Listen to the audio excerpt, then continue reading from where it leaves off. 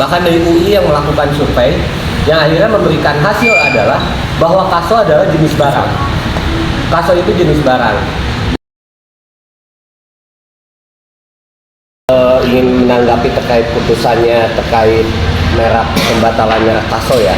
Jadi ketika saya pelajari putusan merek kaso gitu, memang perlu kita telah lebih lanjut. Ini putusan agak sedikit di luar kebiasaan karena fungsi merek itu adalah sebagai tanda. Jadi kalau undang-undang merek, undang-undang 20 tahun 2016 itu menjelaskan bahwa merek adalah tanda yang membedakan antara suatu barang dengan barang lainnya.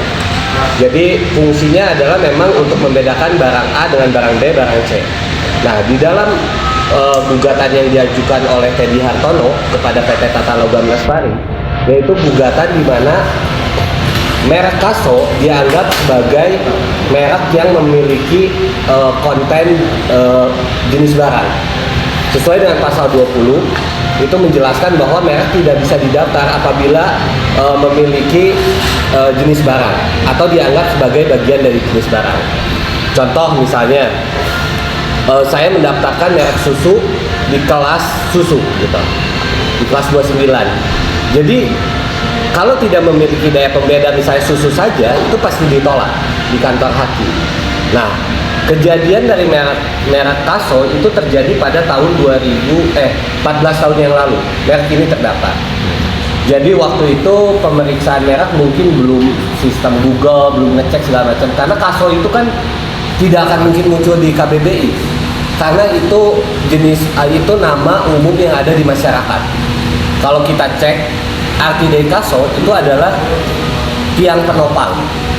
Nah, kalau dalam putusan atau dalam proses persidangan, ternyata saya menemukan fakta bahwa Pak Teddy Hartono ini memberikan survei. Jadi dia menunjuk pihak ketiga dari UI, bahkan dari UI yang melakukan survei, yang akhirnya memberikan hasil adalah bahwa kaso adalah jenis barang. Kaso itu jenis barang dan telah banyak diketahui oleh orang bahwa kaso adalah jenis barang, yaitu tiang penopang bahasa lain. Kalau pertanyaannya apakah benar kaso ini jenis barang? Nah, yang lucu adalah kalau teman-teman sekalian lihat di permohonan mereknya si merek kaso atau di sertifikat merek kaso. Jadi merek itu ada misalnya merek kaso, jenis barang apa aja, besi apa segala macam. Nah itu tuh wajib ketika kita mendaftarkan. Misal saya mendaftarkan baju, misalnya baju merek Nugraha gitu. Jenis barangnya adalah baju, celana, apa itu wajib diisi. Nah yang lucu adalah di sertifikat mereknya kaso di bawahnya ditulis jenis barangnya kaso. Jadi mereka mengakui kaso itu adalah jenis barang. Bahkan di Dirjen KI mengakui bahwa itu jenis barang. Karena kalau Dirjen KI tidak mengakui, harusnya itu ditolak jenis barang itu, dicoret. Karena zaman dulu itu kalau kita mengajukan merek, ketika jenis barangnya tidak sesuai dengan kelas atau tidak dikenal, itu dicoret. Nah ini masalahnya terdaftar. Jadi kaso ini diakui oleh Dirjen KI, diakui juga oleh PT Tata Logam Lestari. Nah, ketika masuk ke persidangan, diujikan. Pasal yang digunakan adalah pasal 20. Dihadirkan ahli, di mana ahli menyatakan bahwa kaso adalah jenis barang. Dihadirkan juga survei tadi. Survei yang kepada masyarakat yang menyatakan kaso jenis barang. Nah, pertanyaannya adalah dalam proses pengadilan dimanapun, itu pasti diuji. Apakah benar kaso ini jenis barang? Hakim kan akan menguji. Hakim akan menghadirkan ahli, meminta bukti dan segala macam. Bukti-bukti di persidangan itu dari mulai iklan-iklan PT Tata Logam yang menyatakan bahwa kaso baja ya, kalau kalian mau beli kaso baja ya. Nah semacam itulah misalnya contoh.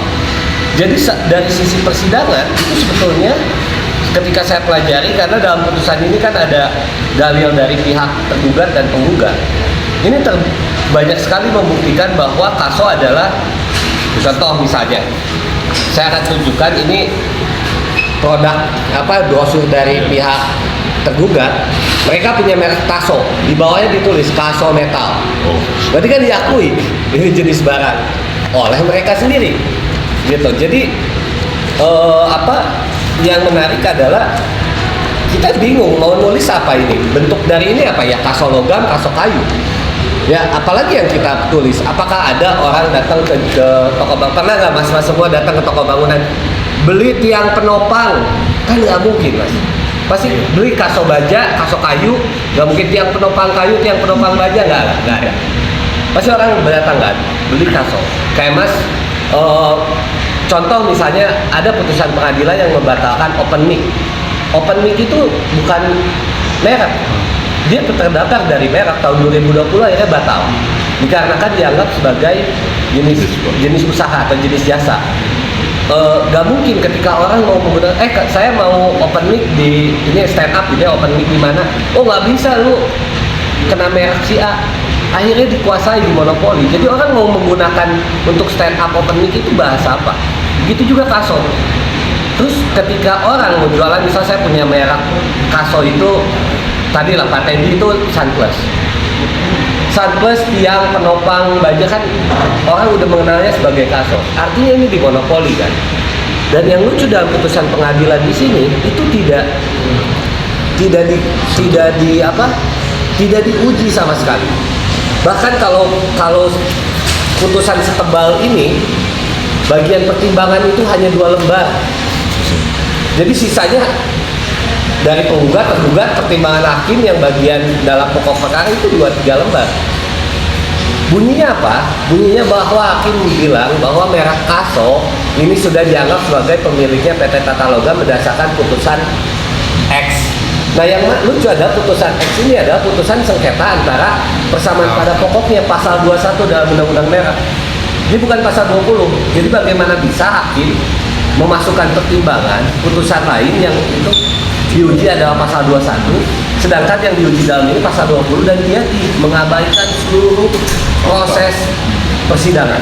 Tidak ada satupun kutipan ahli yang diambil. Jadi saya mempelajari putusan ini agak sedikit aneh. Jadi kalau teman-teman mungkin teringat, Pak kan ada merek Aqua kan dari air gitu. Aqua itu adalah dulu orang zaman dulu nggak kenal apa itu aqua. Meskipun aqua itu dalam bahasa Latin adalah air, tapi orang nggak kenal. Aqua lah yang mendatangkan ke Indonesia dan akhirnya mengenalkan aqua. Nah itu mungkin bisa, itu berubah menjadi generik namanya. Sedangkan dalam proses ini mungkin gini, jenis barang itu didasari pada bukunya WIPO atau World Intellectual Property Organization di luar negeri. Jadi Dirjen KI itu memasukkan jenis barang itu sesuai dengan rujukannya di sana. Pertanyaannya apakah di WIPO itu mengenal kata kaso? Ya tidak. Karena kaso itu asli dari Indonesia, bahasa Indonesia. Jadi kalau dicek ya nggak akan muncul, tapi tidak bisa diabaikan karena kita juga harus melihat bahasa-bahasa yang memang menjadi bahasanya di Indonesia, salah satunya kaso.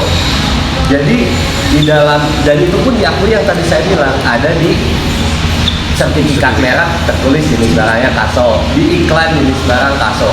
Nah itu yang saya pikir harus di apa?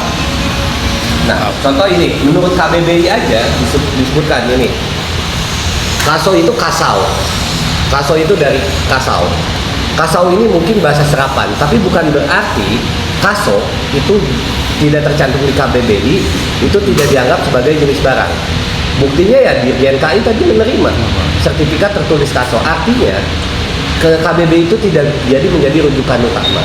Dan kalaupun memang iya, kalaupun majelis hakim berpandangan bahwa harusnya kasau yang menjadi jenis barang bukan kaso, itu muncul dong di pertimbangan. Lah ini nggak ada, jadi tidak ada pengujian sama sekali gitu. Ini yang saya melihat putusan pengadilan ini agak sedikit lucu gitu. Hakim tidak berani masuk ke fakta persidangan. Kenapa? Apakah karena fakta persidangan menjelaskan bahwa kaso itu jenis barang? Kalau fakta persidangan menunjukkan itu ya hakim nggak bisa menolak dong. Bagaimana cara hakim menolak? Ya jangan masuklah ke pertimbangan. Gitu. Jadi ini mungkin saya sebagai pribadi ya ibaratnya praktisi di bidang hakim jangan sampai putusan-putusan ini jadi presiden gitu. Jangan sampai ini jadi template yang akhirnya nanti digunakan oleh orang lain gitu. Sebagai ini kan jadinya ada penyelewengan hukum gitu. Nah itu mungkin ada pertanyaan. Ya mungkin kalau bahwa fakta persidangan diabaikan, artinya bahwa sudah melihat bahwa hakim betul-betul tidak hukum lah istilahnya. Nah kan